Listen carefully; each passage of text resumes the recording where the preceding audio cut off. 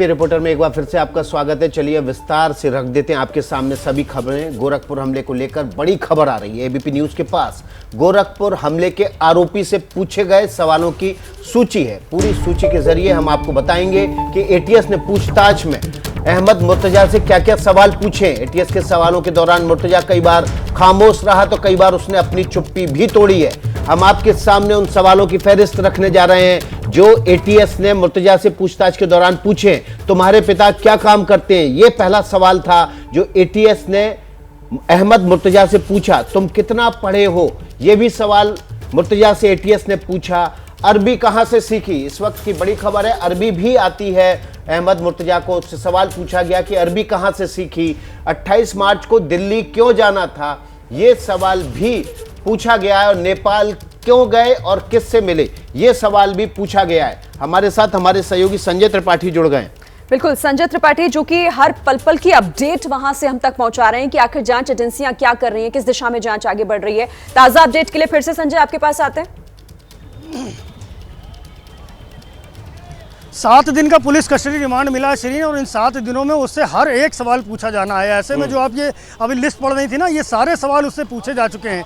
एक सवाल अहम है जो और मैं आपको बता दूं कि बीते दिनों पिछले साल एक आतंकी लखनऊ से गिरफ्तार हुआ था जिसका नाम था मिनहाज। अलकायदा से उसका कनेक्शन बताया गया था और उसको भी जब पूछताछ उससे हुई थी तो उसने ये कबूला था कि वो गोरखपुर गया था। तो एटीएस और एसटीएफ की जो जांच एजेंसी इस समय मुर्तजा से पूछताछ कर रही है, उन्होंने उससे ये भी पूछा है कि तुम मिनहाज को जानते हो क्या, वो यहाँ पर आया था, तुम्हें पता है क्या। इस तरह के कई सारे सवाल उससे भी किए जा रहे हैं कि कहीं मिनहाज का कनेक्शन तो मुर्तजा से नहीं है। इसके अलावा एक और अहम जानकारी आपको दे रहा हूँ कि इस वक्त गोरखनाथ मंदिर में खड़ा हूँ, मुख्यमंत्री योगी आदित्यनाथ भी यहाँ मौजूद है और हमें जो सोर्सेज बता रहे हैं कि ये जो पूरी घटना रविवार को हुई थी रात में, उस घटना का पूरा रिक्रिएशन होगा यहाँ पर। जब मुख्यमंत्री यहाँ से चले जाएंगे तो उसके बाद पूरी घटना का रिक्रिएशन होगा, समझा जाएगा कि आखिरकार ये हमला किस तरह से हुआ, कैसे मुर्तजा अपने हाथ में हथियार लेकर आया। पीएसी के लोगों को बिठाया जाएगा, उन पर हमले की एक क्या कहेंगे कि रिहर्सल सा होगा और समझा जाएगा कि ये पूरा का पूरा वाकया उस दिन कैसे हुआ होगा। तो बहरहाल ये बड़ी जानकारी है और अभी भी इस समय मुर्तजा से जांच एजेंसियों के आला अधिकारी पूछताछ कर रहे हैं। उससे हर बिंदु पर हर जानकारी जो भी उसके बारे में मिली है वो उससे पूछा जा रहा है। मुर्तजा जब पकड़ा गया था तो उसके बैग से एक 28 मार्च का टिकट भी मिला था जो गोरखपुर से दिल्ली का था। उससे पूछा गया कि गोरखपुर से तुम दिल्ली क्यों जा रहे थे, क्योंकि ये टिकट मिला है तुम्हारे पास से। तो मुर्तजा ने बहरहाल बताया कि उसकी तबीयत ठीक नहीं थी। हर बात पर वो यही जवाब देता है कि उसकी तबीयत ठीक नहीं है, वो डिप्रेशन में है, वो मानसिक रोगी है। वो इस तरह की तर्क दे करके बचने की कोशिश कर रहा है, लेकिन सुरक्षा एजेंसियों के जाल से बच पाना मुश्किल है। सवालों का जवाब तो विकास देना पड़ेगा। जी संजय, और न केवल एबीपी न्यूज के पास पकड़ लिया गया है। बहादुर जो हमारे सुरक्षा के जवान थे, उन लोगों ने साहस का परिचय दिया है। एक बहुत बड़ी अनहोनी को रोकने का काम किया है और इसकी जांच बहुत उच्च स्तर पर हो रही, बहुत गहराई से हो रही है।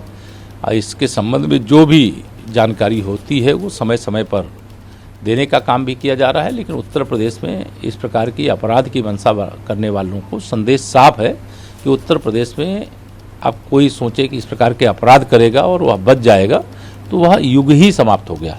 तो उसके पास से जो लैपटॉप और मोबाइल फोन बरामद हुए हैं उसमें वो चूँकि जांच की दृष्टि से जो टीम लगी है वह जैसे जैसे तथ्य सामने आएंगे वो आप सब मीडिया के मित्रों को बताते रहते हैं और आगे भी बताएंगे। अभी तो यह घटना गंभीर है और हमारे जवानों ने उस घटना को नाकामयाब करने का बहुत साहसिक परिचय दिया है। उनका सबका अभिनंदन करते हैं, बधाई देते हैं। और इस प्रकार की मानसिकता वालों को एक संदेश है कि वह चाहे जहाँ से भी जुड़े होंगे उसकी सच्चाई बाहर निकाली जाएगी और कानून के शिकंजे में उनके खिलाफ कठोर से कठोर कार्रवाई की जाएगी। धन्यवाद।